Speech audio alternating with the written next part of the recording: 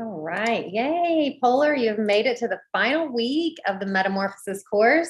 Congratulations for showing up. I celebrate you so much for making it this far. Congratulations, as you're about to start day number 36. I want to jump in here and go over this idea of stepping into the quantum field. Maybe you've heard of it, maybe you haven't. You can just Google quantum field, quantum computers, quantum technology, quantum science, quantum mechanics. There is so much online and in the world today about studying the quantum field. And really for me, I'm gonna break down for you what that means for me very briefly and how you can incorporate your pole practice to actually tap into that, to make change and to align with this invisible design. So I've got some tools here. This book, it's an old book, Energy Ecstasy. It helps me kind of break it down to have some visuals for you.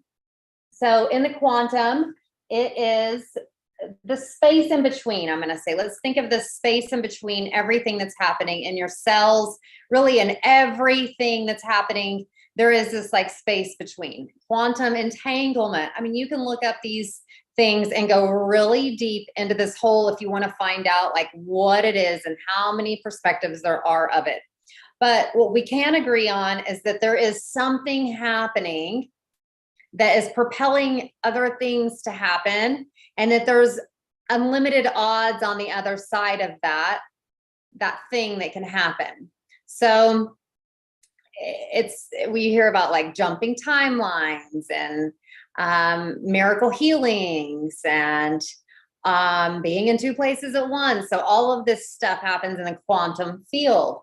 So around you, and I'm really doing my best to break this down in like lay terms and simple terms for what I understand it, and to be really open because the science can be really controversial on this, okay? So you digest it and then you play with these poses and you integrate it into your practice, how it feels best for you, okay? So it's proven that we have this energy in and around us. So you can look up the Heart Math Institute and they can actually measure your heart actually puts off energy. And as you're happier, you put off more energy. So as your aura becomes bigger, you have a bigger energy, more of a magnet, you'll say, and you're always giving energy and receiving. And so we're always magnetizing, kind of, we're polarities. And so that's how the pole comes into play, is to balance those polarities. And anything we can get too lopsided on one side or the other. And so with your pole practice, it brings you into that center, that North Pole, that axis. Think of the earth and how it spins on that axis, okay?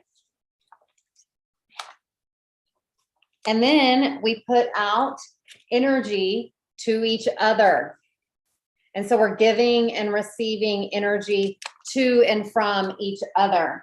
And so as we are aligning with the pole, we are, here's another picture of it.